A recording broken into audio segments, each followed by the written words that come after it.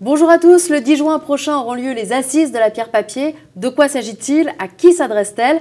Quel est le programme de cette deuxième édition? On voit ça tout de suite avec Guy Marty, directeur général de l'IEIF et président des assises de la pierre-papier. Guy, bonjour. Bonjour. Alors pourquoi ces assises? Déjà parce que la pierre-papier est une innovation formidable. Et on sait tous que la gestion collective en bourse a beaucoup apporté pour les particuliers. D'abord par la diversification, grâce à des grands portefeuilles qu'on pouvait investir à l'échelle individuelle.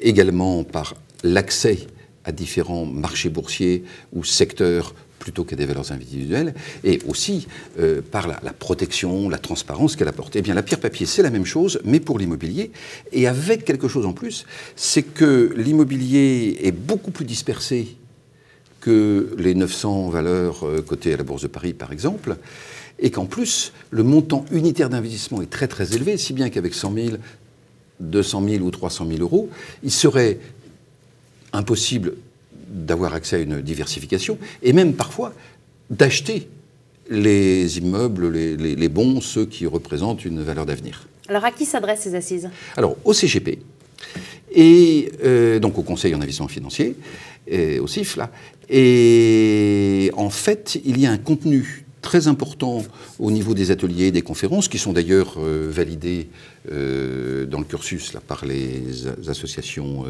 professionnelles.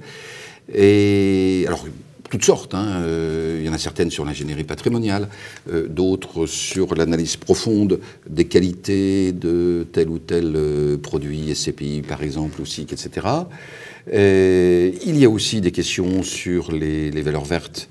Est-ce qu'elles plombent la rentabilité de l'immobilier, ou au contraire, est-ce qu'elles vont représenter des rentabilités futures si on choisit bien les supports d'investissement? Et puis on va également se poser la question, est-ce qu'aujourd'hui, il faut faire confiance au logement? Alors justement, l'immobilier, est-ce que c'est vraiment intéressant aujourd'hui dans le contexte actuel un peu de crise?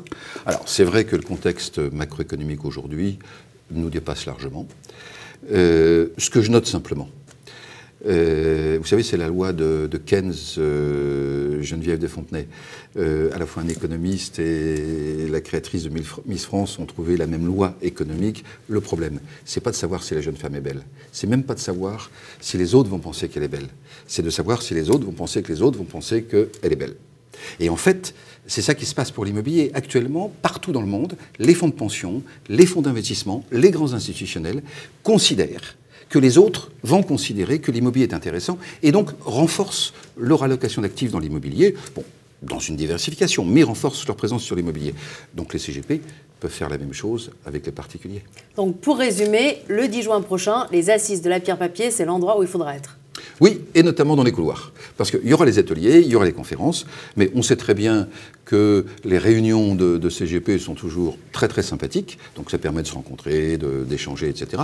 Et il y aura sur place les sociétés de gestion de CPI, un certain nombre de SIC, un certain nombre d'assureurs, donc ça devrait être à la fois très intéressant et, je crois, très sympathique. Guy, merci. Merci. Quant à vous, je vous rappelle que les assises de la pierre-papier auront lieu le lundi 10 juin 2013 à Paris. Pour plus d'informations, rendez-vous sur internet www.lesassisdelapierrepapier.fr. Merci de votre attention et à très bientôt.